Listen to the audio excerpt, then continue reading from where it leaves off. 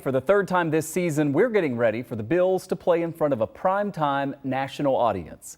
Sunday Night Football coming back to Orchard Park for the first time since 2007 with fans actually in attendance.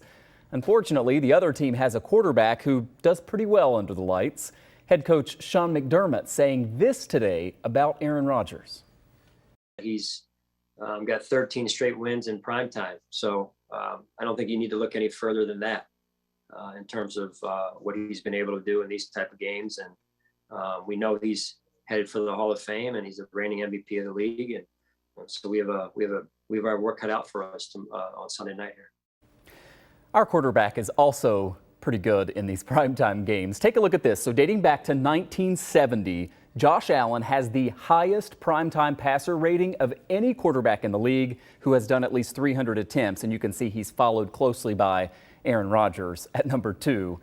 If you look at these two quarterbacks over the past 3 seasons, they're also ranked number 1 and number 2 in terms of total touchdowns.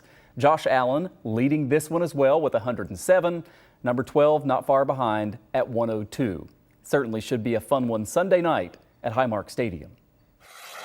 Let's talk it over now with our 2 on your side Bills insider Vic Carucci. So Vic, Von Miller talked this week about this Bills team having the right mindset now as they head into the final 11 games of the season. And he said something that I think maybe surprised a lot of us, that Josh Allen and the rest of his teammates have this chip on their shoulder. Listen to how he put it. We are, really, really good. It's a lot of guys that still have a chip on their shoulder. Bills Mafia, they still have a chip on their shoulder. Josh Allen, as great as he's playing, like he still has this chip on his shoulder, and it's contagious. And you just want to go out there and take advantage of each and every moment. So Vic, considering the Bills are still Super Bowl favorites, leading the AFC, they have a defense that's allowed the fewest points per game, fewest yards per game. Von Miller says they're still playing with this chip on their shoulder. If true, that's a good sign. It is. Look, the really good teams, which the Bills are one of them, have to manufacture motivation sometimes. It doesn't come naturally. It certainly doesn't come from the fact that they're going to be favored against most of their opponents and heavily favored as they are against the Packers. So you have to work on it, and it's a good sign that they're doing that. Plus, if they really want to reach into that motivation box, they can always look at their postseason failure and say, hey, we're still not where we want to be, and we still got to get over that hump.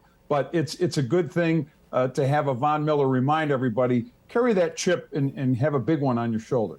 Yeah, there has been some chatter, though, about this being a potentially dangerous game for the Bills. So they're coming off this long layoff, right? Although teams coached by Sean McDermott in Buffalo are 5-0 coming after the bye week. So that's been a good trend. Another factor, though, you've got Aaron Rodgers, presumably extra motivated. This is the first time he's ever a double-digit underdog.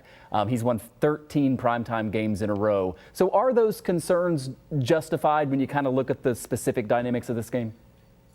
I understand where they come from. I still think the better team will win this game and by a significant margin, and that would be the Bills. But when you've had that layoff, as they've had, just players, it's natural to have to get back in gear. So it might not happen on the first series or for maybe the better part of the first quarter. It might take a little bit to get them going, but I fully expect them to hit the stride that they've had, if in fact there is any delay to get there. And the Packers are playing at a very low level. I don't suddenly expect them to transform into a better team because they're lacking a lot around Aaron Rodgers. And he himself, I don't think, is in sync with what he has as receivers, with his coach. I think there's a list of problems that are going to continue to bother the Packers Sunday night and beyond.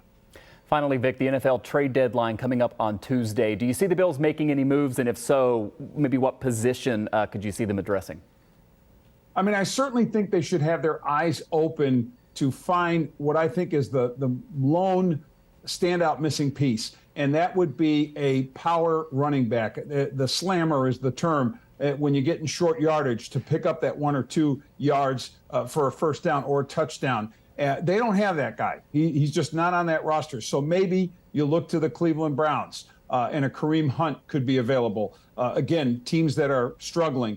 You look to the Chicago Bears, really struggling, maybe a David Montgomery. I'll throw in one other name that's been mentioned a lot because he is definitely available by the Rams, and that's Cam Akers, but he has an injury history that bothers me. All right, we shall see how it plays out. And of course, all watching this Sunday night as the Bills take on the Green Bay Packers. 2 on your side, Bills insider Vic Carucci. Have a great weekend, Vic. All right, Michael, you too. And in terms of injuries, the Bills looking pretty good on that front. Today, just a short time ago, we learned only Spencer Brown is out for the Bills this Sunday. Meanwhile, the Packers losing their #1 wide receiver, Allen Lazard, is ruled out for this Sunday's game. A few other people also questionable for the Packers, so something to continue to follow there.